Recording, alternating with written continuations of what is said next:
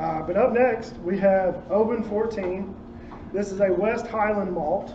And technically, Bourbon, Cragganmore, and Glendronach, the second, third, and fourth whiskey that we're going to have tonight, are technically all from the Highland region. Now, some people might argue Glendronach being Speyside versus Highland. Depending on what website you look at, it's going to change. Cragganmore is going to be a Speyside, whereas Bourbon, it's on the west side of Scotland. So this one, it's going to be another lighter, more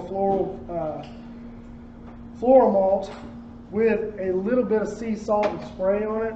You got a little bit of peaty smoke to it. So you should get that either on the palate or on the finish. It's funny, as soon as you said sea salt. Sea salt, yeah. So a lot of these, obviously Scotland, it's part of Great Britain. There's a lot of these areas are on the coast, so you're going to get a very maritime feel to a few of these scotches. Specifically, these scotches from Islay and the islands like Arran, Jura, Scapa, Talisker, which is going to be towards the end. But this one, so the Highlands, if you draw a line between Edinburgh and Glasgow, everything above that would be Highlands. So basically, if you cut a line across the lowlands, 65-ish% of the rest of Scotland is the Highlands. This one, geographically, it is the largest whiskey producing region, but it does not produce the most. It's largest just by sheer landmass. Now, because of the sheer landmass, you're going to get a wide variety of flavors. You're going to have the light, floral, and fruity. You're going to have the heavy, pungent, more sherried casks, kind of like this one down here, Glendronach, and we're going to get to experience that here in a little bit. But this one in particular, so on the nose, you should get some rich sweetness and fruits, oranges, lemons, and pears, with a little sea salt and maybe just a slight touch of peaty smoke. So one of the things I was asking about, Cole and I were talking about this again, is more bourbon drinkers, coming out of that, we're always impressed at just the difference in aging. We talk about it so much, and when we do our tastings about even just looking at Texas, the difference in aging between Texas and Kentucky is huge. But 14-year-old bourbon or something would be pretty extreme. Pretty barrel heavy. Yeah, well, in Texas it would for sure be 50 barrel. Yeah. But so when we get into Scotch, that's one of the things that really stands out. Is you always see stuff that's pretty far in age. That's a question I've always had about Scotch. Is cool weather. Yeah. Does it need to be past 10 years before you start to get the flavor profile that not at all. So there are several younger versions. A lot of the no-age statement scotches that you find on the shelf are younger than 8 years. Lefroy Quarter Cask being a good example. It's about a 4 to 5 year old scotch, and it is super flavorful. Now, if you like Lagavulin on the end, Lefroy Quarter Cask might be a slight stepping stone. If you don't like it, don't even pretend. Don't even think about it. Didn't Lefroy and Lagavulin have a big? Isn't that a split? There was a water war back in the early 1800s. It's like a lot of like sharks and jet style, like dance offs and stuff. Not quite like the Irish the line dancing. You tell me. Riverdance, yeah. What were you saying about? Well, it's one of those things. The aging process is obviously so different. The coastal, the highlands, all that stuff. Obviously it makes a pretty big difference in aging. If you look on a geographical map and you see where Scotland is compared to the rest of the world, they're very far north. So it doesn't ever get over 70, 75 degrees there. So you can have somebody like Macallan, it's fall 90% of the year, and then they get a cold spell. Well, you can have a distillery like Macallan who comes out with a 72-year-old Scotch. And it's just like, God, how did you let that sit that long? We were going to have that one tonight, guys. Yeah. It was... Didn't a Russian guy buy that for like 70 grand and then he drank it all in one night? I wouldn't be surprised. If I was that rich, I would do the same. Yeah. But you're right. The climate has so much to do with it. And also their use. So like here in America, when we have bourbon barrels, 90% of all bourbon barrels, like new make bourbon barrels, whatever, Jim Beam, Jack Daniel, whatever, Maker's Mark, all of those stuff, they get broken down as soon as they dump them, because you can't make a bourbon out of a used barrel, correct? Correct. So whenever they get finished with that bourbon barrel, if it doesn't stay here in the States, it goes directly to either Ireland or Scotland. Now, a lot of the distilleries in Ireland and Scotland are owned by the big conglomerates nowadays. So, for instance, you have Jim Beam. As soon as they dump a barrel of 4-year-old white label, they break that barrel down and they send it straight to Lafroig. Whereas you've got Maker's Mark, I believe, sends all of their stuff to either Ardbeg or Lagavulin. I can't remember. I think it was Ardbeg. But all these barrels get broken down and get sent straight over there. Whereas what they'll do, most of these barrels here are 53 gallon. Over there, they increase the size of the barrel to about 66 gallons. So it goes from around 200 liters to 250 liters. And they also, like this company down here, we'll get to it shortly, that one is aged purely in Oloroso or in sherry casks. They're called sherry butts. Yeah, I said it. Come on in. So these are called sherry butts, and they're upwards. Huh? Said we question you, Kelly. What'd I do? Butts.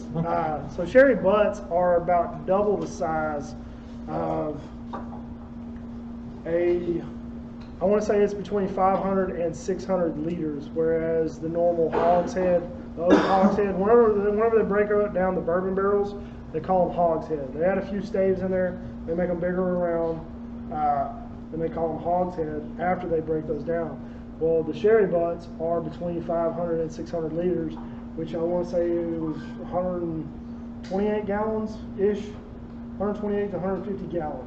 So when you have that amount of wood contact versus the liquid, you can let the juice sit there a whole lot longer. So that kind of goes back to what Andrew was asking about the length of time you can allow these whiskeys to maturate. So it just kind of adds to it. Anybody get to taste this one? I hadn't even drank it yet. I'm talking. Good. Yeah, What do y'all think? First, and then it like opens up. Kelly, thank you for pointing out that Wax? waxy nose. That's- I've been smelling that and trying to figure out what it is for a while now. I think you said it, I was like, I think that's specifically from the malted barley, because I get that on a lot of different whiskeys, a lot of different scotches. You can come back to me. Okay. But on that last one, if you still have a little bit, the taste should have been, should have had some late autumn fruits, maybe some dried figs. Ooh, I do get dried figs. Oh, speaking of which. I haven't had this one. Oh. So, Merry Christmas. yeah, I've only had 2 of the 6 up here, so first and the last. But this one should have a sweeter, fruitier finish. Little bit of spiciness, maybe some sea salt on the back end. It's kind of the fun thing about doing like the group tastings, like you were saying, where you were saying the same thing earlier, and we were kind of joking. One of the very first tastings we did, someone threw out banana on one of those things. Like, son of a bitch. Yeah, now all I taste is banana. And I drink that bourbon, and all I ever think say is something. Sometimes it's subjective, but sometimes it's also like, oh, you put a name on that thing I can't quite identify or articulate what it is. So, it can work for you and against you, but that's kind of the fun part about doing like a group tasting, where it's, you might have someone else that, can identify that, or you might have someone that throws something else and you're like, well, now all I taste is, banana. I think it was your thing that I like, you were like, banana. You're like, banana. Thanks a lot. Laffy Taffy banana, not even a real banana. Yeah. Flower notes and B-A-N-A-N-A-S.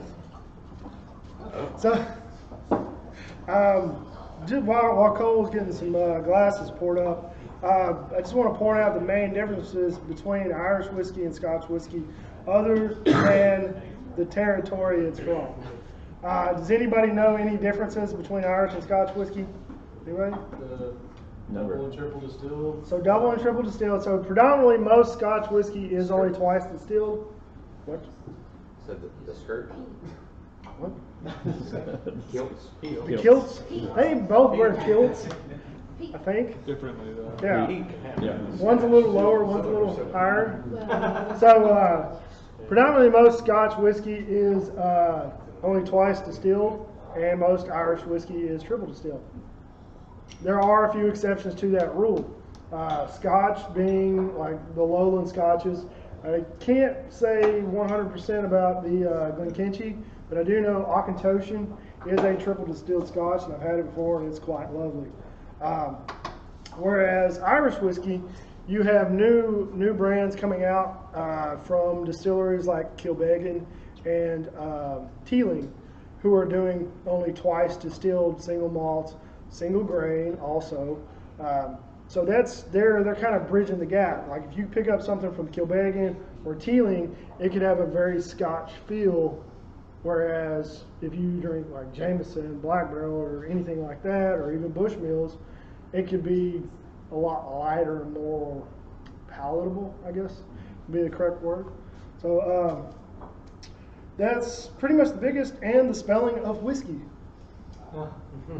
Irish whiskey has an E in it at the end, whereas Scotch doesn't. So, I heard I guess it might be an urban legend, whereas back in the day, hundreds of years ago, they were both twice distilled and they were both spelled without an E, and the Irish was like, you know what? We're going to differentiate ourselves from these guys, and we're going to distill it one extra time and put an E in it. So, You think it'd be the other way around? You would think so. Triple distilled, pull the E out. But like, That's right. I mean, who do you think's the lazier bunch? I mean, I do have fans in the Great Britain, so we'll find out. Please leave your comments. So if does anybody ever watch whiskey review videos on YouTube? No. Andrew. So. Not yours, but yeah. It's a crap. So personally, I have the single most watched whiskey review video of Proper Number 12, Conor McGregor's whiskey, on YouTube, and it's coming around 600,000 views now. So toot my own horn there. Yeah, shameless promotion. I'll send everybody a link to this video whenever we post it. Free, go along with it. Read the comments. Yeah. It's not quite so shameless. There's a lot of stuff on Oh, there. yeah. Here, I'll just It's a pick good that one. name up for you. Thanks, buddy. Right. So up next we have Cragmore 12.